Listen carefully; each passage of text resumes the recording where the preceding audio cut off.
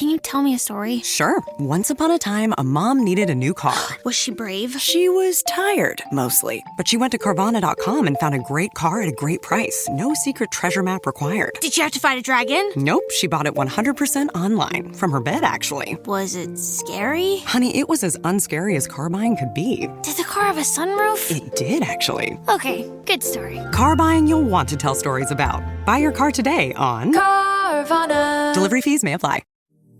Yay Media Group. 13 has been my lucky number for a while. Like, it's always a sign of good things to come for me. This is 13, a Taylor Swift fan podcast, breaking down every song, every Easter egg, every era, and every theory. Hosted by the biggest Swifties, Nick Adams, Anna Szabo, Amy Nichols, and Lacey G. Welcome to 13, a Taylor Swift fan podcast. I'm Nick Adams. I'm Anna. Amy. And I'm Lacey G. And of course, Saahir. Yay! Saahir, our time with you is getting near the end. No. Well, I mean, we still have a couple weeks left, but I mean, like, you know, you're going to be going off to college soon and being a big kid. It's crazy. I feel like I just started, but I guess that was like we were breaking down the manuscript. That was my first episode. Yeah. Now I'm like Okay. a whole new album. And you know what? I won't be here, but I'm still creeping, and I will be on like all of the platforms. Hopefully I'll still be doing the socials. Sure. So I'll still be a presence. Yeah. Yay. How do you feel being here during such a monumental time in the podcast that we're getting into Evermore? I can't believe that this is happening. Like, all of the listeners, I just want you to know I'm on the same page as y'all. Like, I was waiting for the day that I would get the text that it's time for Evermore. So this week when I came in, also, I'm so happy I didn't have to rank because that would have been the hardest thing. But I'm so excited to like actually break down, because these songs are so like lyrically rich that as like a like my entire nerd being is coming out, because I love looking at lyrics and really like breaking down what exactly she's saying and realizing that the fictional stories that she was selling us back in 2020 are actually very much like parallels to her life, and I love finding those. So I'm pumped for this album. I felt like, you know, because we've been wanting to get into Evermore, and our listeners have been asking about it like daily at this point. But I felt like I was giving Saahir like inside info when I texted him, and I was like, "Hey, we're recording this weekend, starting Evermore." I felt like I was getting insider info. I was like, am I supposed to know this? Is this what Taylor Swift feels like? Oh, no, there was a leak. Someone leaked that the 13 podcast was starting Evermore. Who was it? I would never. It was probably Amy on that cruise. She's running around telling the whole cruise. Y'all are ridiculous. Amy got off her cruise and like TMZ caught her, and she's like, "She's back from her cruise. It's time for Evermore." Amy, did you get the drink package? Oh my On the gosh, cruise? guys. Champagne at least. No cruise. No cruise. No cruise. But you did go on a cruise once. I did. That was last year. No, it was Father's Day weekend, and I wasn't in town. That's okay. It's okay. You can say you were on a cruise. It's fine. So yes, the wait is over. We are officially starting our breakdown of Evermore, and we have to start with track number 1, Willow. Willow was written by Taylor Swift and Aaron Dessner. And it's a really great first song. It really sets the tone for this album. So Taylor had just posted, if we go back to 2020, the night before, Taylor posted saying, "Surprise, we got a new album. It's a sister album to Evermore." And then the first thing we hear is Willow. And it's clear that this is a sister album. It's the same vibe, the same tone, clearly the same writers and collaborators that she was working with on the previous album. And so, like, you know, okay, we're in for another ride. We loved Folklore, so now we feel safe and comfortable when we know that we're going to get into a really nice rhythm here with Evermore. And she released the music video that night as well. And it's such a pretty music video, too. It's dark, but it's really pretty and, like, cinematically very nice. Very, very beautiful. And I think she had said that there are parts in the music video that reference folklore. There's like a mirror ball reference. There's a Seven reference in there with like the kids. Like, it's just, there's like different references, which I think is a beautiful way to, like, yes, she said it was a sister album, but to, like, very directly reference a previous album, I think is just, like, really, really cool. And to undertake this kind of project when we were in lockdown. I mean, we were in the thick of COVID, and she's making big cinematic music videos. And I think she had said that it was like she did her own like hair and makeup. Yes. The like photographer that she had worked with for like the album cover, it was like just a photographer, like didn't have any like team with her, you know, like really, really kept it like the least amount of people possible because we were being told to stay away from one another at that point in time. She hinted at this song title twice during the folklore era. The first time was the framed willow tree photo in that Instagram post where she's sitting on the couch. And the second one was a subtle reference. There was a tweet from Rolling Stone where they had posted their list of the best albums of 2020, and Folklore was on that list. So Taylor reposted it, and she put, cries in cottagecore, screams in soft lullabies, throws self to the base of a willow tree by a reflection pool at midnight. Thank you, Rolling Stone. So that was like, I mean, she used the word willow there, and that was an Easter egg, which is really cute. So funny. I love that. Also, during an interview for Apple Music Awards 2020, Taylor did reveal that she purposefully chose Willow as the starting track for Evermore because she thought that the music that Aaron Dessner had written felt witchy and magical. Yes. Both of those are in quotations, witchy and magical. And that was a great vibe to set for the album. I love it. You know, people who were not Swifties had a real problem with Taylor being witchy. Oh, yeah. Yeah. That's so true. And Nick, you know, there were many remakes, mixes of this song. And someone said the Elvira mix, which, Nick, it was you. It was ridiculous. Y'all were all mad about how many mixes we got. There were a lot. a ton of remixes to the song. You have to admit it was kind of funny. Yeah, it was like, because, you know, as Swifties, we're always starving and begging for more. It's like, oh, we got something new. Taylor posted something. Oh, it's a remix. There was like 5 remixes. The third remix. I forgot about that. That was funny. Getting all the Willow remixes was comedic at a certain point. Also, back to the witching comments, it was funny doing my research today, seeing comments from 5 years ago. People on Reddit, like Spooky Drizzle said, can we confirm Taylor is a witch? And someone else commented, yes. I was like, finally, she did it. She became a witch. I've been waiting for that ever since I did something bad. So, I mean, the witchy rumors have been around for a very, very long time. Oh, yeah. There's people that like legitimately think that she's a witch. Yeah, like the demon dances during the Eras tour. Oh, my God. Oh, yeah. Like casting a spell. Like, legit. For sure. It's ridiculous. There was one time that I think like some like AI like Facebook thing posted something about like Taylor's a witch and Travis Kelce is like part of like her coven, like all this stuff, like something so absolutely ridiculous. Travis Kelce's like dad like commented on it or something saying like, haha, love this, or like something along those lines, but like he like addressed it, and I just thought that was so funny.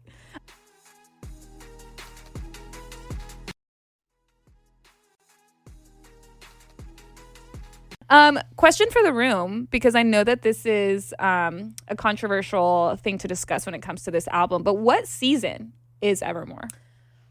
I want to say autumn, but I know it came out in winter. Well, I guess it was a few days before winter. It's autumn leading into winter. Yeah, I always thought it was like a fall winter because even in like the Zane Lowe interview, she was like, Folklore, I wanted it to be very spring and summer, and Evermore was made to like fill in the gaps in terms of seasonal like vibes. I don't know. I think it's summer. I think you listen to this right after Cruel Summer, and it's just like such a bop.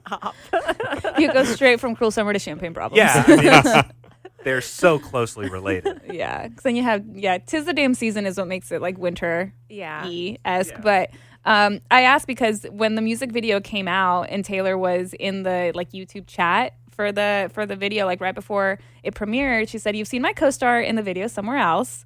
From this music video, she said, "One scene represents how I feel about fame," which I have to assume is the part where she's kind of like in that like box thing. And then she said, "There's a scene to represent each season throughout the journey of the video," which I also thought that's interesting that she did that in the music video. Not that she knew that it would be like such a topic of conversation that we argue which album is for which season. Because I have seen like the seasonal like clock and people putting like which album goes where.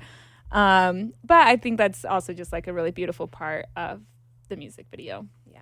Or she's a witch and she did know that we were all going to talk about what season True. it was. So true. So true. Also, just in the Zane Lowe interview, just before we really dive into the music, I thought it would be good to highlight that she had said one of the main themes throughout Folklore was conflict resolution, trying to figure out how to get through something with someone or making confessions or trying to tell them something, trying to communicate with them. Evermore deals a lot in endings of all sorts, shapes, and sizes, all the kinds of ways that we can end a relationship, a friendship, something toxic, and the pain that goes along with that and the phases of it. Oh, that makes me sad. I would love to know if it's now canon in my head that her and Joe were an on again, off again relationship. Yeah, I kind of feel that as well. Because there's no way you like go through all of this in a pandemic where it's just the two of you and you like write all of this art and it's not affecting you personally. Either your personal life was affecting your art or the art is affecting your personal life, but I feel like you can't have one without the other. Mm-hmm. But well, and she had said in the interview, like, you know, like in Folklore, she realized that she could create these characters and these storylines and all of this, and then even with Evermore, the songwriting, she was like, I figured out that I could do that, but also tie in my own personal, like, take these characters and these stories, but it reflects how like I'm feeling, but it doesn't give as much like direct ammo to like the press, you know, like, oh, who's the song about, like whatever. So I think that kind of like ties in with that. Yeah, and she's clearly very guarded about her personal life. So, yes, she does say, like, no, these are characters. Yeah. They're not real. But, man, when she releases her memoir in a couple decades from now, oh, my gosh, she reveals everything. Yeah. Oh, I can't wait. I can't wait. Do y'all want to get really nerdy about the background of Willow? Yes. So, after Folklore was released, she was working with Aaron Dessner and stuff, right?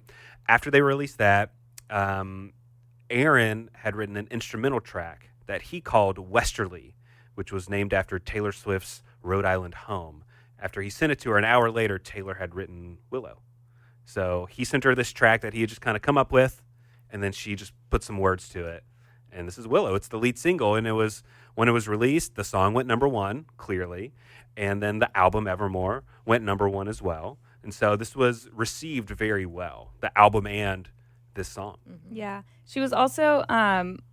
with what you said, so Willow debuting at number one on the Hot 100. It's her 7th song to top the chart, and with that, she became the first artist to debut an album and a song on the Billboard 200 and 100 at number one twice, like in that year, because she had just done it with Folklore and with Cardigan. Mm-hmm. I would assume it would have been the lead single of that. Yeah. And she had no competition in the industry, right? Like nothing was happening. Yeah, a lot of people were not releasing music at this point. Yeah. And then Taylor released this saying like, yeah, this is like a gift to the fans and stuff like that. Because you got to think other artists, if they're releasing like high energy, like Pitbull's probably not releasing music at this point. Yeah. You know, because it's not the time and place for it. Yeah. But like Taylor can create stuff that like fits the moment of what we're doing and experiencing right now. I don't mean that to diminish anything. I just like she used this time to really explore everything, and we benefited from it. Yeah, and I think it also kind of stapled her as not just like a pop artist or a country artist, which she had done years prior, but like as truly just like an artist of it, like of her generation. Yeah, people finally took her seriously. They didn't before. Correct. Yeah, like a lot of her music you can listen to it at any time and place and stuff like that. But like with Folklore and Evermore, she's really reflecting the tone of the time. Maybe you don't relate exactly to the words that she's saying in this, but just like the feeling, the vibe. That was the vibe during that time that we were all experiencing. And it's hard to think we're recording this. It was like 5 years ago. She released that like, that was the vibe. That's what people were feeling at the moment. Just really raw. Yeah. Absolutely. Should we start by looking at some of these wonderful lyrics? Yes, please. All right. Taylor Swift starts by saying, I'm like the water when your ship rolled in that night. Ooh, it's like I have to go like this. Yeah. I agree. Like I have to sway. Rough on the surface, but you cut through like a knife. So again, in the Apple interview that she did, she talked about how at the end of the album, she ends it with the lyrics, you know, when I'm shipwrecked, I thought of you. And so to know that that's how the album ends and then it's the opening lyric is I'm like the water when your ship rolled in at night. It's important. It's like a very bookend of like of the story that she's telling in all of this. That being like the standard edition ending with Evermore, not with It's Time to Go. I love that. I never thought of that before. Yeah. But rough on the surface, but you cut through like a knife. She's trying to not give in to the desire and the want, but this person or thing was able to cut through her hard exterior like a knife, even though she's trying to not let someone in. That wasn't the case. Yeah, she said, Willow is about intrigue, desire, and the complexity that goes into wanting someone. I think it sounds like casting a spell to make somebody fall in love with you. And if it was an open shut case, I never would have known from the look on your face. Lost in your current like a priceless wine. So she's saying it's not easy, right? Like it's not simple. Like an open shut case is something that is simple and easy, but it's not, right? What's the most expensive bottle of wine y'all have ever had? She says priceless wine. It would be embarrassing to say. Embarrassing? It's that much? I'm frugal. Oh, to yeah. say I bought a $50 bottle of wine is not crazy. Yeah. Yeah, no, I guess it'd have to be like, I don't know, wine that I drink at like somebody else's wedding or something, Sure. you know, like that. But yeah, I like wine a lot, but I don't spend a lot. I'm like Amy when it comes to that. Yeah. I mean, for me, maybe $100. Maybe. And that would probably be somewhere like when we were in Napa. Yeah. You know, like sure. It's not just That's like important. a Tuesday. Yeah. Yes, that is. We're on a special trip or occasion or anniversary or something like that. Lacey, I know you do like wine and you like going to fancy meals and stuff like that. Have you ever had a real pricey bottle of wine or anything? I love going to nice dinners and stuff, but no, not really. Oh, okay. I'm not spending, I mean, because like if I'm buying a nice bottle for someone or for the house, I have one brand that I like that's like maybe 35 that I'll do that tastes really good and nice. But then comparatively, if you're going to a restaurant, how much are you spending at a restaurant? Yeah. Even then, I'll get a bottle to share with friends, but I'm not getting the expensive bottle, but it's still going to be more expensive than what I would have paid for it. Yeah. Also, But then I'm splitting it with them. Then we splitting the wine and the bill. So, which makes a difference. I'll get an expensive bottle if we're splitting it. Yeah. You know, but did you know that when you're at a restaurant and you order a bottle of wine, you know, they come and they open it, they pour a little bit, and you like pretend to do all the things The and you sommelier taste it. stuff? Yeah. And they're asking you like how it is. Like you're answering to like make sure that the bottle itself is good, not if you personally like it. Like even if you don't personally like the bottle, the waiter's like, well, you already opened it. Like it's already yours. Like sorry. They're more so making sure that it's not like spoiled or sour. So how did you find this out? Did you? I actually found this out once because I was at dinner, and even if I don't like it, I will say this is great. Thank you so much. Like that's just, I'm not going to be the person that sends something back. And and somebody told me like at the table, they're like, you know, they're not asking like if you like it like as a preference. They're asking if the bottle's like spoiled. And I was like, oh, regardless, my answer is the same. Yeah. I don't know if I could tell if it was spoiled or not. Maybe I've never had like Spoiled wine. obviously spoiled wine or anything like that. I think we would. I mean, I've never smelled it either. I have but to assume you would know. Like if you Yeah. taste it and you're like, oh, you know, but more of like a spoiled versus like this is not what I wanted. But That's funny. I didn't know that. Yeah. And I've never sent one back, but I assumed Yeah. you asked me, are you okay with your choice? Or Right. would you like another one? But that's what I thought. But Would a bottle of spoiled wine still get me intoxicated? Then Great I'm question. drinking it. then I keep it. Saahir, And now I'm not paying for it. have you ever had wine? Don't incriminate this underage Oh, you're right. person Well, sitting the next to answer us. is no. So I would not. Wow, Anna is Incriminate judging. No, he's following the rules, and that's good. I am We'll get you some priceless wine when you turn 21. perfect. I'll be back. Anna will. We'll all go in on it together. We're going to split it. We just said we would get a nice bottle if we split it. And you got us the bottle that Taylor Swift was drinking. Oh, that the one rosé. time. The rosé. I did see that on my. I haven't opened it. I did see You that. haven't? Oh, I did. Oh, I drank that so fast. Was it good? Yeah, it was. Yeah. What was it called? It was called Was it like angel something? No. I was supposed to say angel hair. That's not it. something. It was, just for context, when Jack Antonoff posted about the night that Taylor and him wrote You're Losing Me, and there was a picture of like her and there was a bottle of wine on the counter. And almonds. Yeah. And Nick found the bottle of wine at like the Total Wine, and it was like a $20 bottle of wine or If something, that, right? Yeah, it wasn't that much, but I do remember going and I couldn't find it on the shelf, so I asked someone, and the clerk rolled her eyes at me, and she was like, "Are you here because Taylor Swift the bottle of wine on the Instagram post or something?" I was like, "Yeah, I am." Yeah, give me And 4, she please. She was like, "Yeah, I think I have something." And she came back, she gave me like one, and then she walked away in a huff. But I could see online it said they have plenty. And so I asked someone else, and they went back and got the rest of it. You asked someone who wasn't a hater. Did they give Yeah. you the same response, or, No, or they that were? guy was just fine. He was Yeah. very nice. Gaslighter wine is what it was called. Oh Gaslighter. yeah, because we were like, ooh, Yeah. That's you're on losing brand. me. Yeah, Gaslighter. Oh, that says so much. Yeah.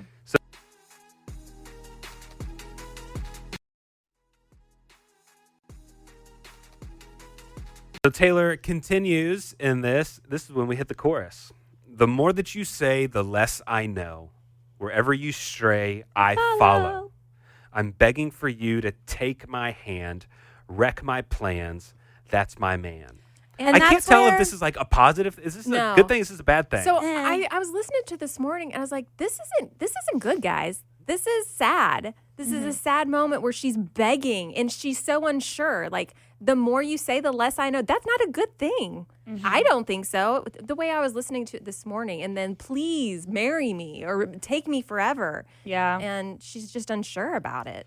Yeah, and I also think that, I mean, the word choice of wreck, like wreck my plans, but also it's like, I mean, we get into like the imagery of like a shipwreck, right? Like that's ultimately what we're leading up to at the end of the album. But people are torn back and forth on if this is a good thing Right. or a bad thing, because wreck my plan could be like the way you move is like a full-on rainstorm and I'm a house of cards, Yeah. or I would fall from grace just to touch your face. Like I have this carefully arranged life, but I'm not truly living, so mess up my life. Yeah. But No, I get there that. is a lot of negativity in this too, that someone's it's not clear. It's Unless, I mean, I guess it kind of, context matters, right? Because wherever you stray, I follow could also parallel to lover. Like, can I go where you go? And I'm begging for you to take my hand, wreck my plans, that's my man. Like, yeah, you could take that as like, I'm begging you to take my hand, like, please just like hold my hand. Or it could also be like, I'm begging you to take my hand and save me from whatever it is that I'm in, Yeah. Like if you are in this despair of, COVID isolation and stuff, and you're just begging for someone to grab your hand and pull you out of it. Like, I feel like just context in itself. That's true. Yeah. So that is another interpretation of it is I'm begging for you to take my hand. In this scenario, this is a toxic relationship where they talk a lot, argue, maybe even someone gaslights you into an argument, and you don't know anything anymore, and you're like, wait, what happened? He goes away again and again, but she follows him, begging him to take her back. And then with the wreck my plans, she had other plans with her life, but maybe even worships him to the point of forgetting her own plans. Yeah, because that's what I'm kind of getting this. Like you said, toxic. She's saying like, I kind of have my own version of what I want to do, but I'll change that all for you. If you wreck my plans, I'll change what I want to do as long as you're in my life. If that keeps you here, I'll change it. Yeah, because again, she did say that the song is about the complexity of wanting someone, right? Like all the different aspects of them, whether it's good or bad. And then in the next line, she says, life was a willow and it bent right to your wind. So like, I had a life going on, but then you came along and now I'm leaning towards whatever you want to do, how you want to live life. Maybe not how I want to live life, but I'll live life if that means you're still in it with me. And it's also interesting because, so willow trees, they have like long branches. They do like sway, like bend with the wind, as you will. But it's also interesting, like, to take that imagery, but to know that the more quote unquote famous willow is a weeping willow. Like that in itself is sad context. Yeah. And a willow could symbolize human capability to withstand hardship, loss, difficult emotions. But her willow is being bent, and her ability to withstand those difficulties are bent. But if you're bending for somebody, is that a good thing? I know. Is that Yeah. changing? Is that settling? Is that becoming the person? Yeah. Is that becoming the person that you want me to be instead of who I should be? It's kind of like both. It's like, yeah, you're bending, but it's at the same time, like a weeping willow is something that's so beautiful, you know? Also, weeping willows, did you guys see this? Weeping willows are also called the Salix babylonica, which is also a parallel to Cowboy Like Me. Yes, it is. With the Gardens of Babylon reference. Yeah. That's just so fun. It's crazy. It's crazy. It's so crazy. Was there a willow in Pocahontas? For some reason, I thinking of a willow. I have not seen that movie in quite some time. No, I don't know why that just popped in my head. My mom didn't let me watch that movie. Oh, really? Yeah. How come? Really, a lot of the Disney movies, if there was like the New Age was a no-no, the witches were a no-no. My mom was. And look at you now. I know. I think what you're thinking of, Nick, is not a Disney movie per se, but maybe the Mean music video. Because in Taylor Swift's Mean music video, there was an Easter egg. Someone noticed Willow appearing in the background of the Mean music video around the 56-second mark. And in both of those videos, she's wearing lace dresses linking the two. So did she foreshadow that? Huh. Definitely intentional. Or I'm thinking of Grandmother Willow from Pocahontas. Oh, there you was go. A willow. There you right. go.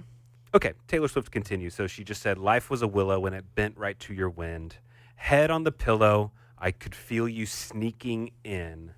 Why is he sneaking in? Why is someone sneaking into your bed? I think it's actually more like in her dreams. He's like sneaking into like her dreams. Yeah. She's about to fall asleep and she knows that like in her head they have this perfect life together. So she's ready to like run away with him, but then she'll like have to wake up eventually from that. Also, there was an obsession. If she's willing to bend to his will, like that she's thinking of him day and night. Like there's this serious. Even in her dreams. Yeah. Speaking of him. Yeah, the thought of him. Or if this isn't a love song, they were in each other's bed all the time, but he wasn't in hers. He would disappear for weeks after he left, wouldn't hear a word from him, like he was a mythical thing. Mm-hmm. And a trophy to be won that I didn't have. Wow. This person said, I would intentionally post Instagram stories that I knew would get him to talk to me. That's how it was a prize to cheat to win. And this is just an interpretation of the song, not like something personally that someone had done, but that makes sense. Yeah. There's a lot of ways to look at her music, but that does make sense. But that's part of what makes it so great. Mm-hmm. Mm-hmm. So, Lacey, you just recapped a lot of these next lines as if you were a mythical thing, like you were a trophy or a champion ring. And if there was one prize, I'd cheat to win. Can I just say, invisible iron rod, like champion ring? Oh, to Travis? Yeah. I know. Like, they're Iron rod. I like how you said that. They're like, because it's no longer just a string. A string is too, like, delicate of a word to describe the parallels between them. But, like, who else is winning a champion ring? 3 times, might I say. Exactly. Like, I just like that. Yeah. Which is also like, I mean, unintentional, of course, but you know, when we look back on it and she was in this relationship, this long-term relationship where she truly convinced herself this was my partner, and it was someone that didn't show her off, right? And so now she's saying like you were a trophy or champion ring, that those are things you show off, right? Those are prizes, those are flashy like things that you're proud of. She's like, but there was one prize I'd cheat to win. Like I would do anything to have you because I would treat you like the prize that you are, even though she wasn't being treated that way. And then you look at her now with Travis Kelce, someone who like amplifies her light in every single aspect, whether it's professionally or personally, you know? And so, truly invisible iron rod between those two. But I also think it's funny for her to use that imagery when like maybe that is kind of what she wanted all along. Like she wanted someone to hype her up, and that's not what she had at that moment. Mm-hmm. And an original breakdown, like at the time when this album came out in real time, we thought that could be a literal reference to cheating because was it Calvin Harris or Tom Hiddleston she was with at the Met Gala when she met Tom Hiddleston. Tom Hiddleston? Well, she was with Calvin Harris. I thought, But then she started dancing with her hands tied with Tom Hiddleston. Right. And then Tom Hiddleston was kind of like the getaway car for a minute. And then after that ended, Then Joe came came around. Yeah. Which she met Joe at the Met Gala that night, the same night she met Tom Hiddleston, if I'm having my timeline correct. Yeah, hair buzz cut and my hair bleached. There you that go. Met Gala is like a day for Swiftie lore. Oh, yeah. It's Swiftery. Yeah. And then Taylor jumps into the chorus here. The more that you say, the less I know. Wherever you stray, I follow. I'm begging for you to take my hand, wreck my plans. That's my man. Oh, also, do you guys remember the first time, and this was also an Easter egg, when Folklore Long Pond Sessions came out, there was a merch drop that happened, and the code for the merch drop was wreck my plans. That was the code. And I remember getting that email from Taylor Nation. I remember where I was in Galveston. And I got the email, and the code was wreck my plans. And typically, like, the codes are lyrics or nods to something. And I was like, what is that? Like, that's not a lyric. It's the future. And I was like, I think at that point, I thought it was going to be like another bonus track on Folklore, but it was Evermore. That's crazy.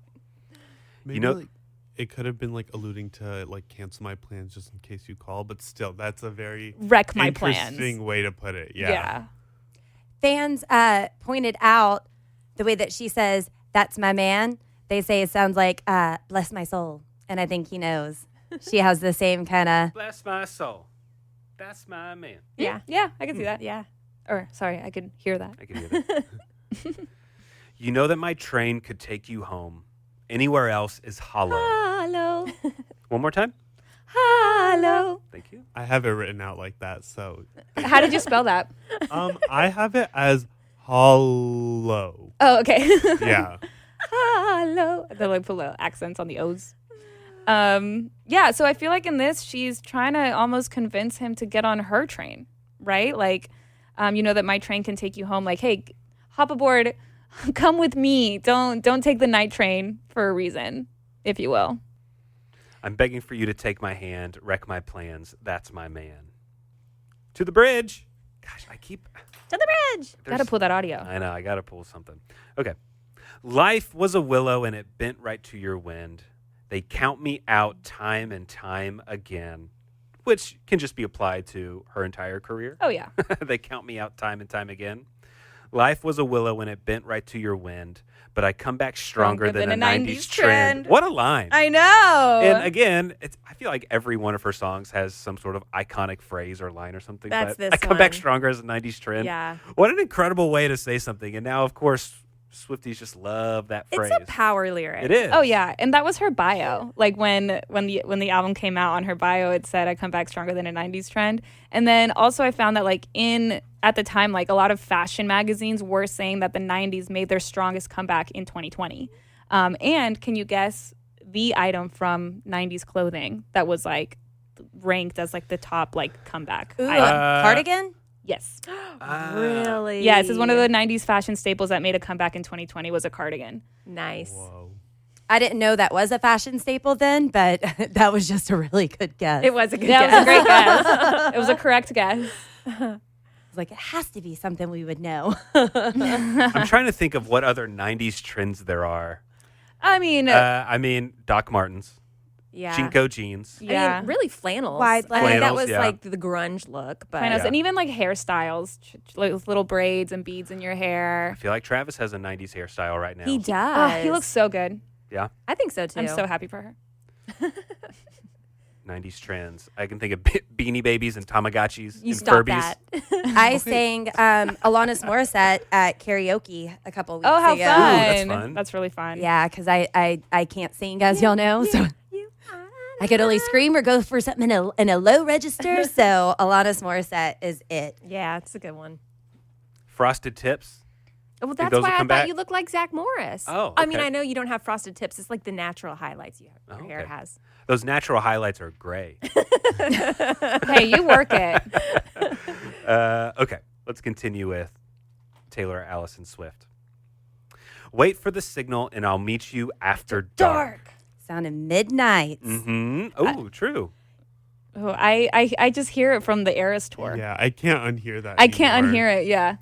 I also think like this is marks like a very big turning point in the song because she's like, but I come back stronger than a 90s trend. I'm no longer going to wait for you to get on my train or for you to take me. Now it's like, wait for the signal and I'll meet you. You can wait for me. Like, this is under my control now. I'm running the ship. I love that. Show me the places where the others gave you scars. It's quite a vulnerable thing to ask someone. Yeah, You're definitely. really getting very personal and deep with someone where it's like, how have you been hurt? Yeah. But it's also parallel to you drew stars around my scars, right? It's like you helped me, let me help you. Yeah. You're taking the negative things from the past and turning them around, making Yeah. them a little positive. Now this is an open shut case. I guess I should have known from the look on your face. Every bait and switch was a work of art. Ugh. And I love that too because I saw the callback to Taylor had referenced back in 2019, Taylor described Reputation as a bait and switch because she said the 1-2 punch, the bait and switch of Reputation is that it's actually a love story. It was a love story in amongst chaos. All the weaponized sort of metallic battle anthems were what was going on the outside. That was the battle raging on that I could see from the windows, and then there was all the things that was happening inside my world, my newly quiet, cozy world that was happening on my own terms for the first time. And that's why I don't want to hate on Joe too much because he really was a sanctuary for her when she needed it. Absolutely. For a short time. It just wasn't a forever relationship. Right, absolutely. And I totally agree with you. And like you go back to like you listen to Reputation and it is a love story, their love story on how he helped her during that time. I think it just ultimately I think it got to the point where she had wanted it so bad to be her forever and it just wasn't. Yeah. But you know what they say, like if some people are there for a reason, a season, or a lifetime, and I Yeah. feel like he was there for a reason. Yeah. And also A season. but yeah, I mean, Reputation being the, era where we hear about Joe, for her to say like every bait and switch was a work of art, I feel like that's kind of just like, it could be a reference to that, or she just likes the phrase. Yeah. I also saw Aristocrat Lady on Reddit said, every bait and switch was a work of art, makes them think about how each of her relationships shaped the album she created. Oh, Yeah. I like that. And we go back to the chorus now. The more that you say, the less I know. Wherever you stray, I follow. I'm begging for you to take my hand, wreck my plans. That's my man. You know that my train could take you home. Anywhere else is hollow. What is it? Hello. Thank you.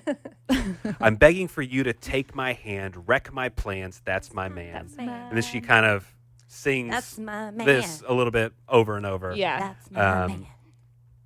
Yeah, and then she Hey, kind of, that's my man. in a pretty way, sings those lines a couple times, and then the song ends. Well, someone pointed out that That's My Man at the ending, when she keeps repeating it, it sounds like she's going through different stages of emotion with every That's My Man. Like the way she sounds, she feels sad, and then as the song gets nearer to the end, it becomes more up-tempo, which makes her trying to convince herself that like this is the man for her. I think sometimes when she sings it, it sounds like happy or proud, like, yeah, that's my man. I don't know. It reminds me of the clip that Izzy sent us where he said the bridge 25 million times. That's my man. bridge. That's The my bridge. man. The bridge. Does anyone want to guess That's how many my times man. she says that's my man? In this song, I'm going to, 13. Yes, a fun of course. little fact. I love that. I want to talk about, this is an old interpretation, but like, or an original interpretation, I guess, from the moment that this was actually released.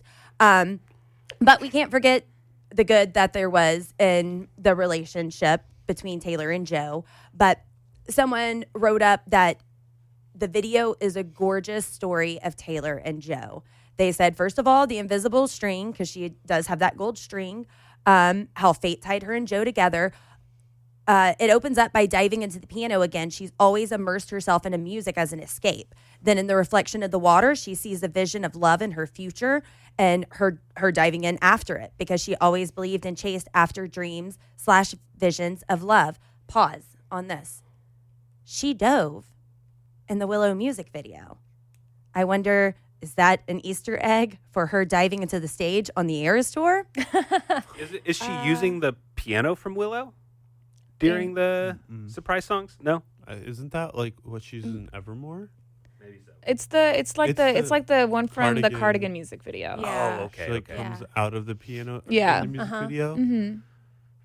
But I don't know. I guess I'd have to check the timeline on when she probably started planning the tour because it was not. after this, right? It would not be during the pandemic, I would imagine. That was Yeah. okay. But back to the music video. Then young friends playing together, referencing her song 7, and It's Nice to Have a Friend, which shows that the best foundation for love is a strong best friendship. Then going into the glass case to play music and perform, entertain everybody else because being famous is under the world's magnifying glass. And then while she's in it, she looks out and sees regular couples and groups of friends living their normal lives outside of the glass box. So seeing her man and this chance for love, but the door to exit the glass case is boarded up because she's so famous and can't go back to a regular unknown life. But she finds her Wonderland tunnel, goes down it, follows it out, blending among regular people to go to her man, just like Joe and her used to do. And finding the dancers who are moving without restraints or hesitation, no one watching anymore, faceless, and joining them because she's finally able to be footloose and carefree in her own movement without the whole world watching her every move. And then finally wandering back to her home, her man's there now and meeting her halfway because of their partnership. And then they walk out into the daylight together. And yeah, is this also tying back to the daylight coming from Lover, that she is ready to enter into the daylight? Is that just a subtle reference that, yeah, I'm going into the daylight now. I've been in the daylight for a little bit. So just interesting to think about. Oh, for sure. I pulled up the music video on YouTube because I wanted to read the comments. And one of the comments says, I'm still trying to memorize the lyrics from Folklore, and Taylor just gave me more homework. It's true. It's a lot. It can be a lot sometimes. It can. I'm curious to know, I don't know if y'all have seen this or not, but I really like this analogy that I've seen kind of online, is that Folklore and Evermore, yes, they're sisters. They took English 1, 2, and 3 together. But then maybe this is more applicable for me because this came out like right when I started high school. Oh my God. It came out before I started high school. Whoa. I'm going to quickly move over that. But for like senior year, Evermore took creative writing and Folklore took like AP Lit. And like you can tell that in like their writing style. Yeah. Yeah. And I feel like even with the music videos like Cardigan going into Willow, I feel like that's kind of apparent. Yeah, definitely. How That's cool. I like that. That's really cute. And it's a very like high school reference that Taylor would love. Oh, She totally. She would love a good high school reference. Well, I think that does it for Willow. Guys, I love being in Evermore. Me This too. is I this is wonderful. What a know. great feeling. Is everyone Yeah. comfortable and cozy? I know, my heart is so warm. Yeah, it's great. Amy? Yeah, totally.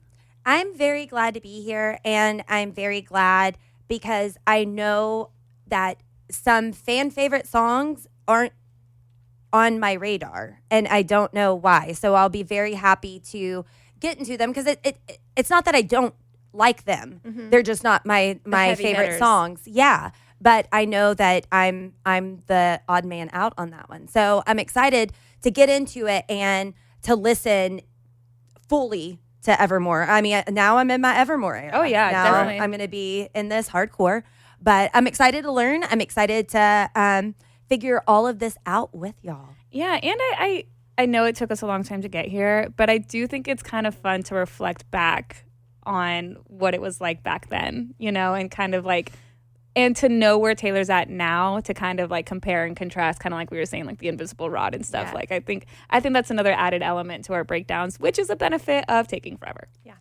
But it is crazy looking back at that time simply because of the pandemic and Oh, yeah. remembering how scary and iffy everything was. Absolutely. And we didn't know if there was going to be a comeback, if this was our life moving forward or not. And luckily it's not. The world came back stronger than a 90s trend, y'all. Yeah. Thanks to the Eras tour. For My real. bad. Right. Thanks to the Eras tour. You can join us over in the Lobster Lounge, station.page/13. Tell us your thoughts about as we're getting into our Evermore era. Tell us what song you're excited to hear us break down. Tell us what you think of our rankings. We just did our initial rankings to welcome us into this era. So join us over in the Lobster Lounge, station.page/13, where you can just share all your thoughts on this new era as we enter into it, and tell us all the scoop on Taylor Swift. She's been out and about. She's up to things. What do you think it is? Well, that does it for this episode of 13, a Taylor Swift fan podcast. Thanks for joining us. If you haven't already, subscribe to us on whatever podcasting platform you're listening to us on right now. And all the ways to contact us are in the description of this podcast. Now, be sure to come back and join us on the next episode, because we are going to be breaking down a little collaboration between Taylor Swift and William Bowery. We're going to be breaking down the fan favorite, Champagne Problems. Thanks for listening to 13, a Taylor Swift fan podcast. Subscribe for free and leave a positive review on Apple Podcasts, Spotify, or Google Podcasts.